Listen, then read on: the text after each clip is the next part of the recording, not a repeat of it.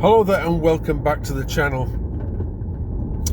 One of the good things of living here in North Wales is that at the drop of a hat, or on the whim if you like, I can just decide to clear off and go camping. We've got glorious sunshine and beautiful blue skies, and I thought, well, to hell with it.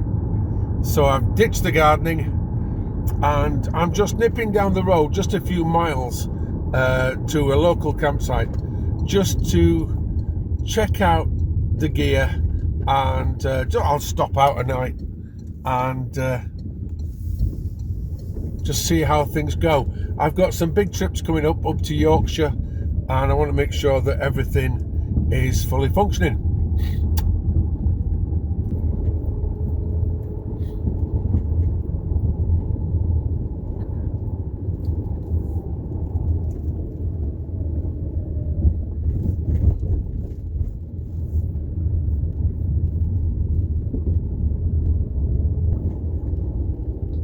The site I'd chosen to visit is just up the A496, about 5 miles north of Barmouth and but a mile or so between the villages of Dyffryn Ardudwy and Taribont.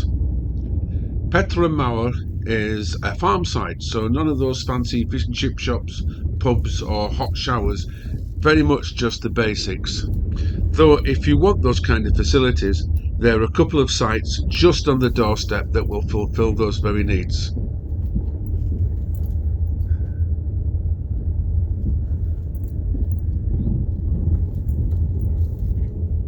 As you can see, despite the wonderful sunshine, very few people were going to be my very distant neighbours, and if you're wondering why I had chosen to park behind a hedge and not look out on the beautiful scenery, well, despite the spring sunshine, it was rather windy, and the greenery was providing a bit of protection.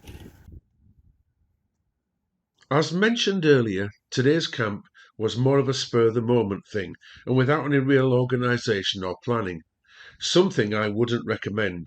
I usually plan and pack things with military precision, and just to prove it, something I would later come to regret.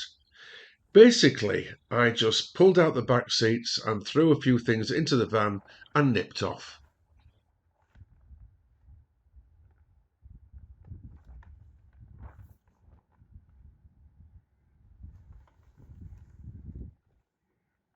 As I wanted to test the side awning in a bit of wind, that was the first thing I put up. As you can see, the wind wasn't helping much, but a passing camper popped over to give a hand, which helped no end. Though I would have eventually managed it, it's always helpful to have another pair of hands, and I did reward him with a customary cup of tea and bickies.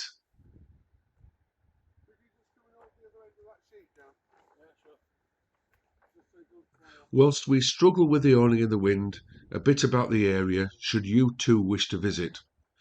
Dyffryn Ardudwy, which is the village but a short walk away, though small, has all the amenities you need without having to nip off to a local town.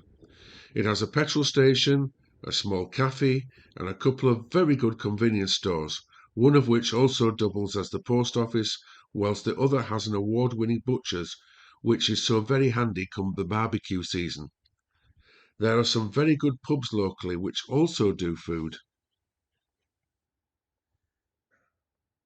With both the awning and the van set up for the night's kip, I went off to explore and find everything. You don't need to book to camp on this site. The farmer arrives up in the evening and collects the money, which, as you'd expect from such a basic site, the fee is very reasonable.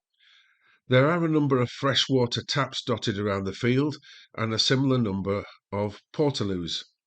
Secreted at the far end and hidden from view is one of those stations to empty your toilets. If you want more, then the adjoining site has its own store, cafe and fish and chip shop.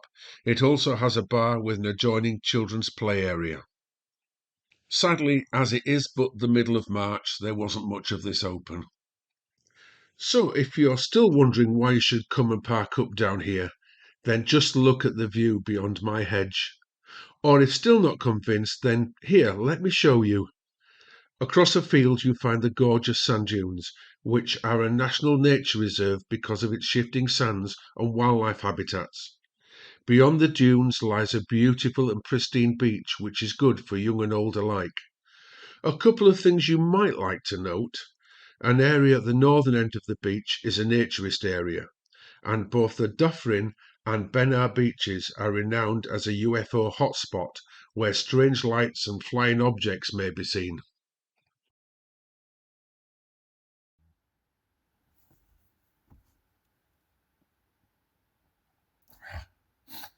Crikey, what a night. To I went out for a drink with a friend of mine and came back and it was dark. So I filled up my hot water bottle, didn't bother filming, made a cup of tea, got into bed, read my book for a bit, nodded off. All was fine until about 3 o'clock in the morning when I had to get up for nature.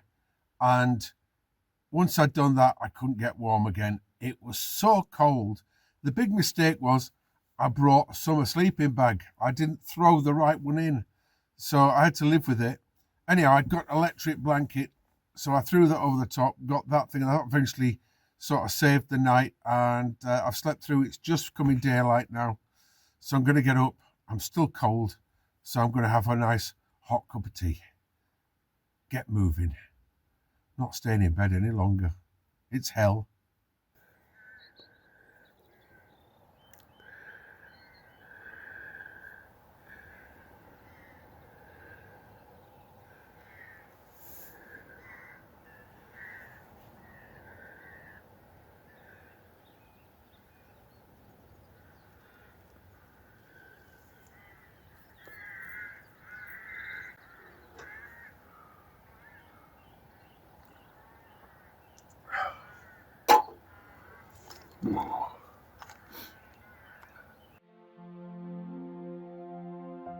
Well, after a good, strong, and hot cup of tea, I went for a walk to get the blood flowing.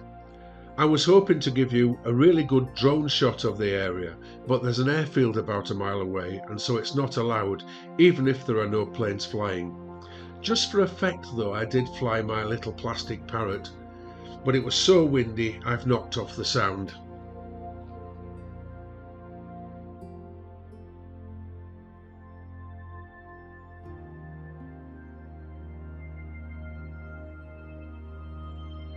This area is really beautiful, whether just to relax on your own or to bring the family. Just remember, if it's not summer, to bring a better sleeping bag.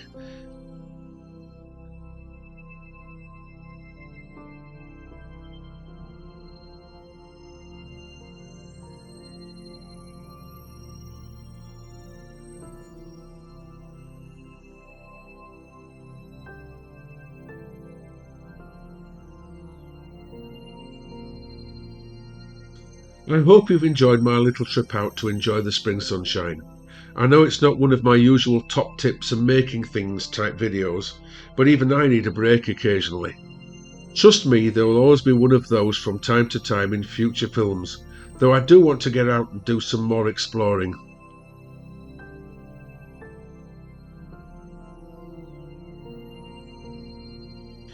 If you have enjoyed today's rendition, then please remember to show your appreciation by giving me a like. Oh, and if you haven't already, then please subscribe to catch my next video.